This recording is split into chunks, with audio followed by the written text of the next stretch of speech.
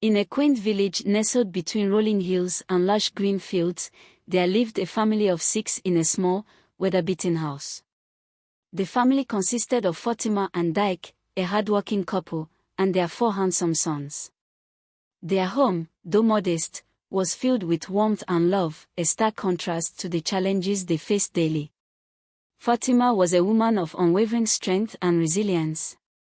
Every morning, before the sun had fully risen, she would gather a bundle of clothes and make her way to the village center. There, she would wash clothes for the villagers, earning meager wages to support her family. Her hands, rough from scrubbing and washing, told the tale of her dedication and sacrifice. Dyke, on the other hand, toiled in the carrot fields from dawn till dusk. His job was grueling, involving long hours under the scorching sun. Yet, he never complained, driven by the hope of providing a better life for his family. Each evening, he would return home with a sack of fresh carrots, a testament to his hard day's work. Despite their tireless efforts, Fatima and Dyke often struggled to make ends meet. Their sons, full of dreams and aspirations, faced their own battles. There were days when they were sent home from school because they couldn't afford the fees or buy the necessary books. Yet the boys never lost hope, their spirits buoyed by the love and encouragement of their parents. The Fatima Dyke household was a place of laughter and joy. Evenings were spent sharing stories and dreams of a brighter future. They made a promise to each other, vowing to keep pushing forward no matter the obstacles. The family often ventured outside at night to bask in the moonlight, finding solace and peace under the starry sky. Their sons, with their boundless energy, played with a makeshift ball, their laughter echoing through the still night air.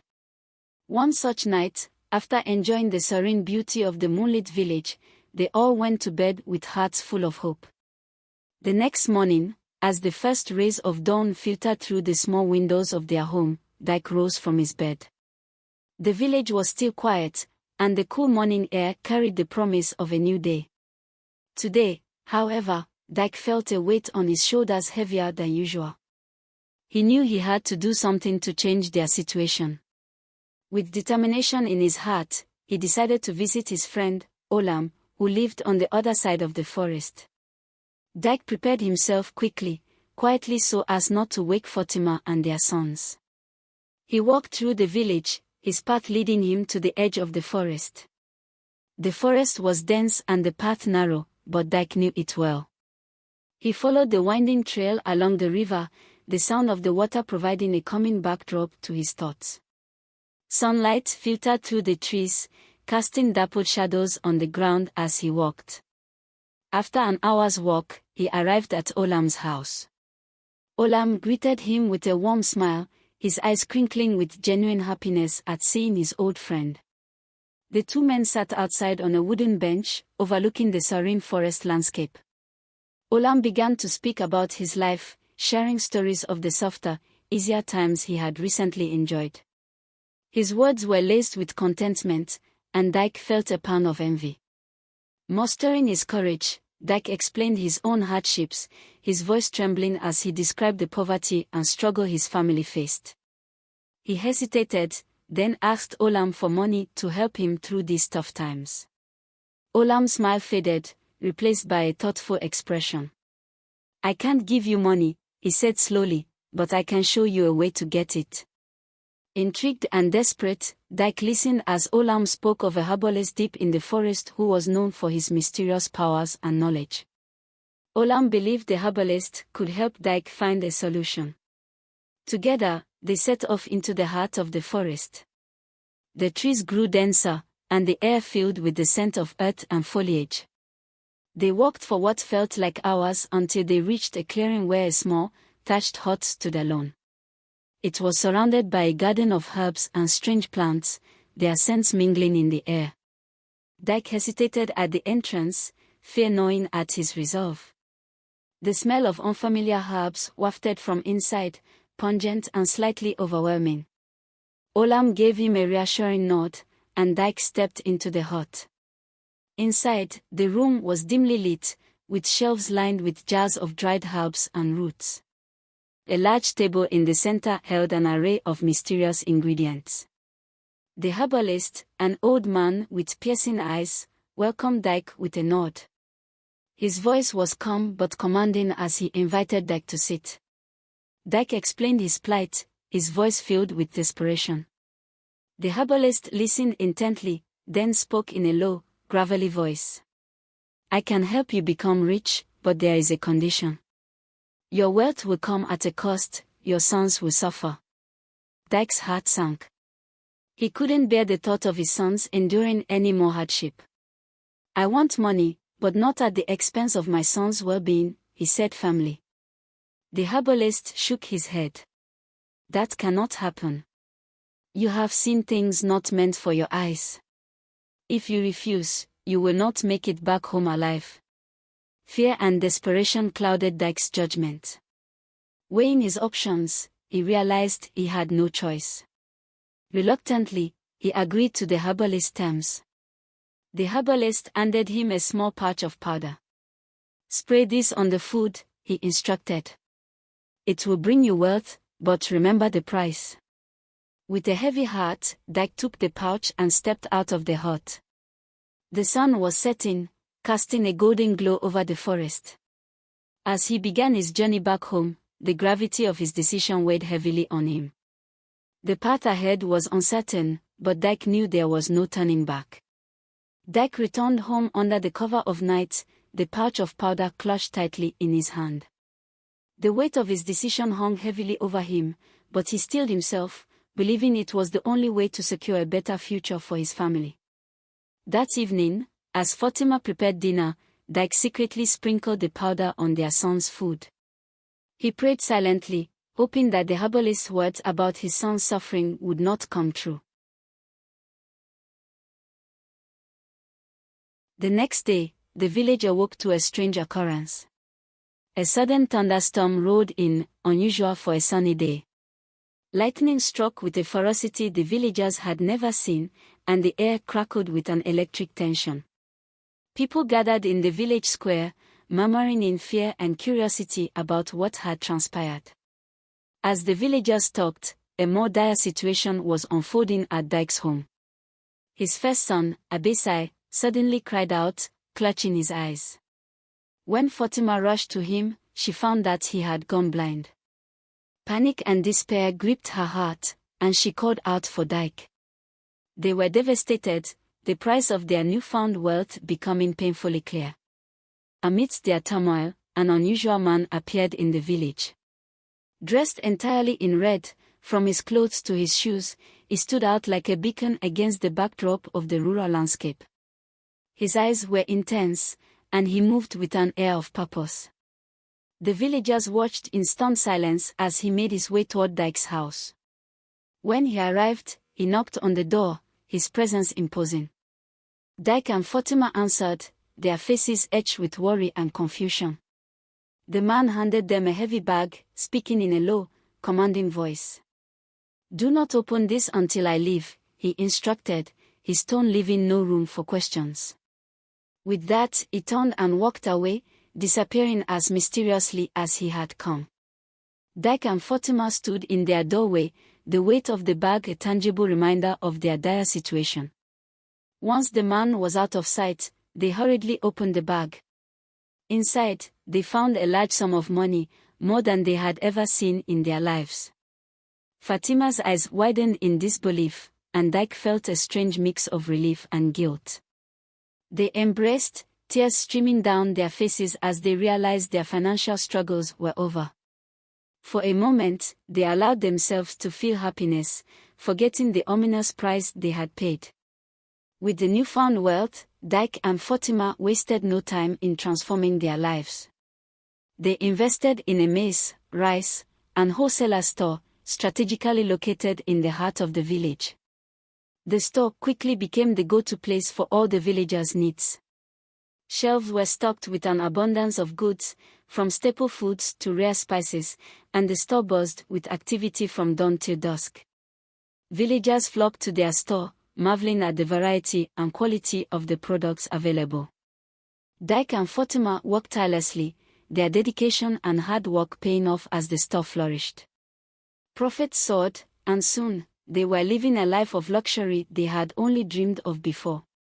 They renovated their small, weather-beaten house into a spacious, comfortable home filled with modern conveniences and beautiful furnishings. One day, while the store was bustling with customers, Dyke received a message that chilled him to the bone. The messenger, a young boy with a serious expression, handed him a note. It was from the herbalist. The message was clear: Dyke had to renew his wealth. The weight of the message hung heavily on Dyke's shoulders as he contemplated his next move. He knew that the price of their prosperity had already cost them dearly, with his first son, Abesai, losing his sight. Dyke feared what more might be demanded of him this time.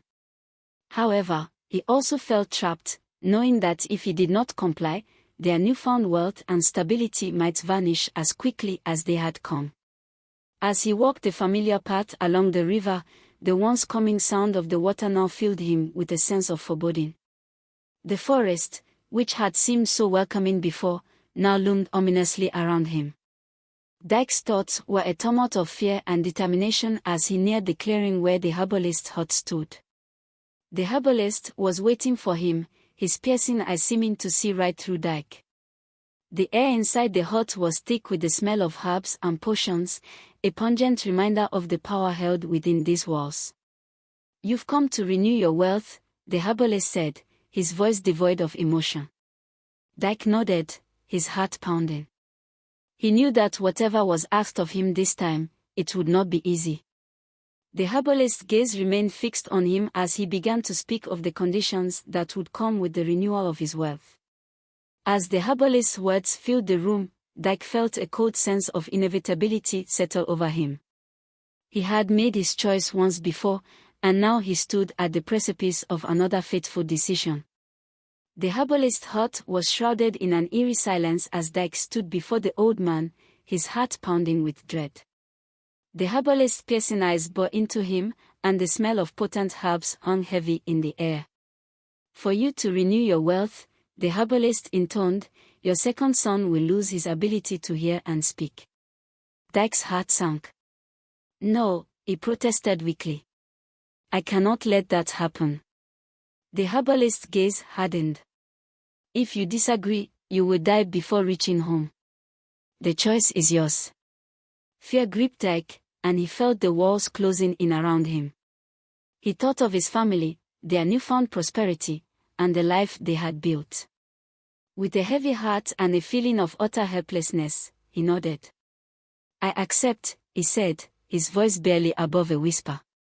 The herbalist handed him a small bag of herb powder. "Spray this on your son's food," he instructed. With the weight of the world on his shoulders, Dyke returned home. He moved like a man in a trance, going through the motions mechanically.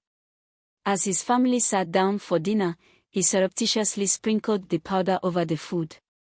His heart ached as he watched his sons eat, knowing the terrible fate that awaited them. The next morning, chaos erupted in the household. Their second son, Malik, woke up unable to hear or speak. Fatima was beside herself with grief and anger. "What is happening to our children?" she cried, looking at Dyke with desperation in her eyes.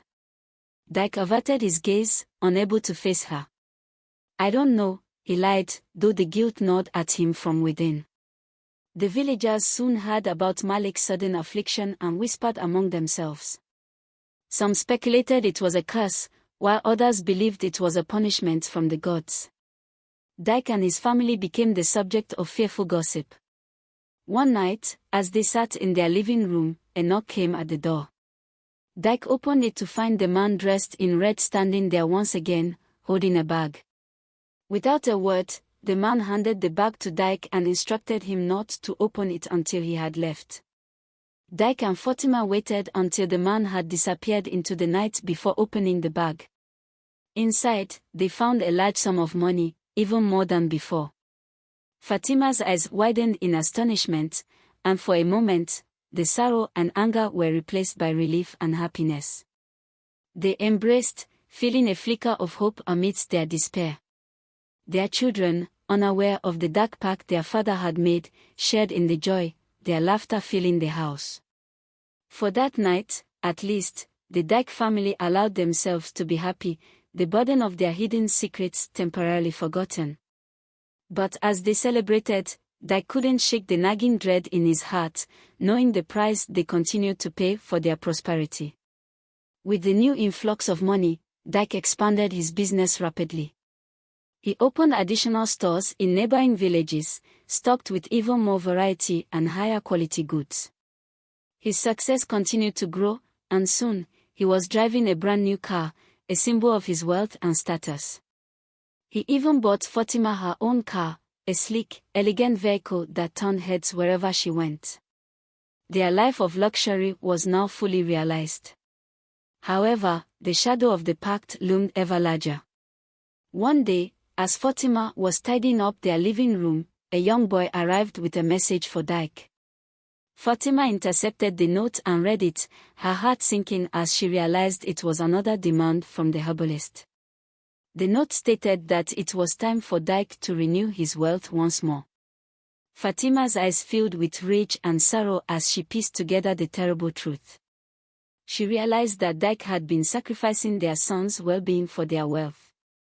Determined to uncover the full extent of her husband's actions, she decided to follow him secretly. That evening, as Dyke prepared to leave, Fatima pretended to be asleep. She watched through half-closed eyes as he quietly slipped out of the house. Waiting a few moments, she then followed him at a distance, careful to remain unseen.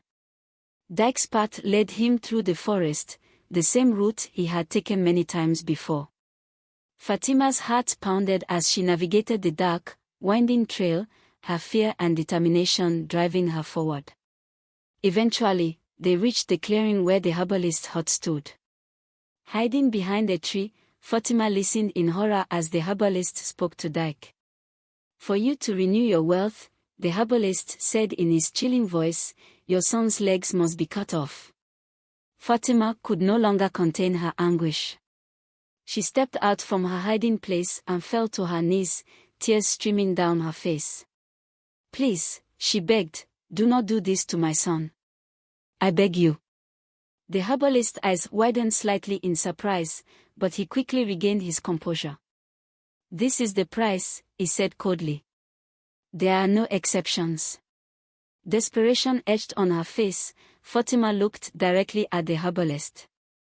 "There must be another way," she pleaded. "Anything but my son's legs. I will do whatever it takes." The herbalist studied her for a moment, his expression unreadable. Then, slowly, he nodded. "There is an alternative," he said. "But it will not be easy." Fatima's heart raced as she awaited the herbalist's next words. "Tell me," she said firmly, her voice steady despite the turmoil within her. "Tell me what I must do." The herbalist looked deeply into Fatima's eyes, gauging her resolve. After a moment of silence, he finally spoke. "There is a way. I will create a wound on your lover's hand, and you must lick it every day. Only then will your wealth be renewed without further harm to your sons." Fatima's breath caught in her throat, but she nodded, determined to protect her children at any cost. The herbalist turned to Dyke, who had remained silent throughout the exchange, and instructed him to extend his hand. With a swift motion, the herbalist made a deep cut across Dyke's palm, the blood flowing freely.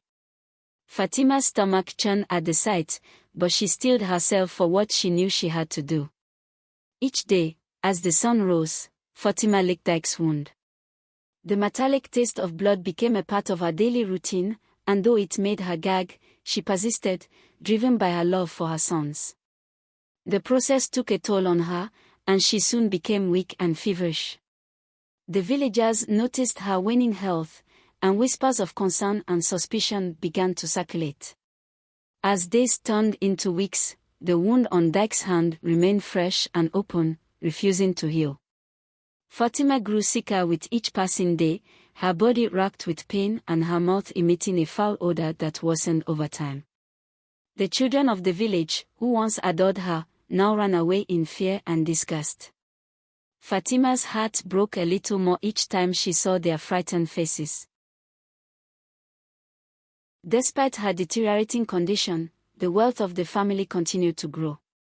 Dyke expanded his business even further, acquiring more land and opening additional stores.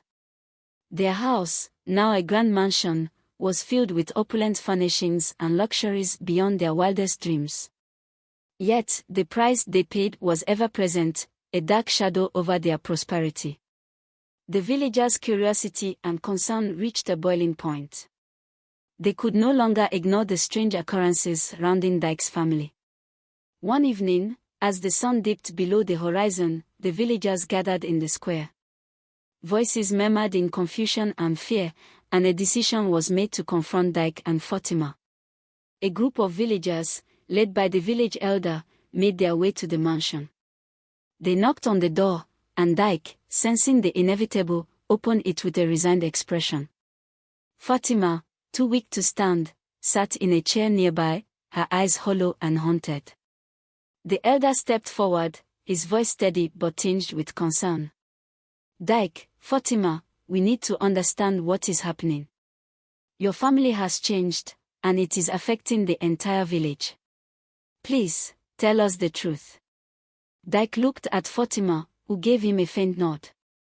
With a heavy sigh, he began to explain the pact he had made with the herbalist, the terrible price they had paid for their wealth, and the sacrifices Fatima had made to protect their sons. The villagers listened in stunned silence, their expressions shifting from disbelief to horror. As Dyke finished his story, a heavy silence settled over the room. The villagers stood in the mansion, their expressions a mixture of shock, sorrow, and anger. The village elder took a deep breath and addressed Dyke and Fatima. For the suffering and darkness you have brought upon your family and our village, you must face the consequences of your actions. Dyke, you will be sent away to the forest as punishment.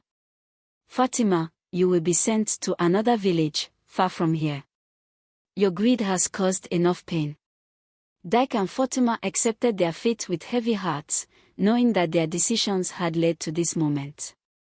The villagers led Dyke to the edge of the forest, where he would begin his exile. Fatima, weak and frail, was escorted to a distant village where she would start anew, far from the memories of her past. The villagers then turned their attention to Dyke and Fatima's 4 sons. Determined to undo the harm caused by their parents' greed, they brought the boys to the village pastor. The pastor, a kind and wise man, prayed fervently over the children, asking for divine intervention to heal their wounds. Miraculously, the prayers seemed to work. Abesai's vision began to return, Malik started to hear and speak again, and the other sons, who had been affected by the lingering dark magic, showed signs of recovery.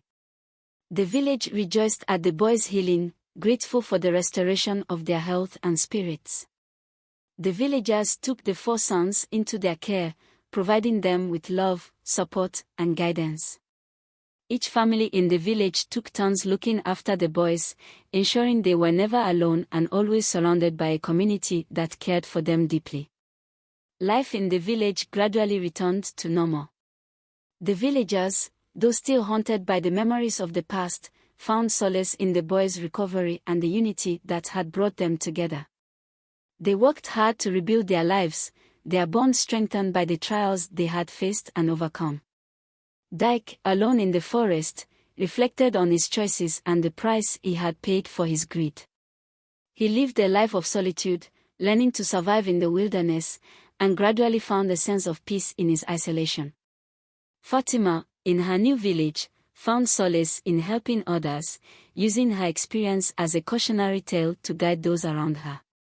The story ends with the village, once torn by dark magic and greed, now united in love and support, caring for the 4 sons who represented their future. Dyke and Fatima, though separated and living with the consequences of their actions, found ways to atone for their past, hoping to one day be forgiven.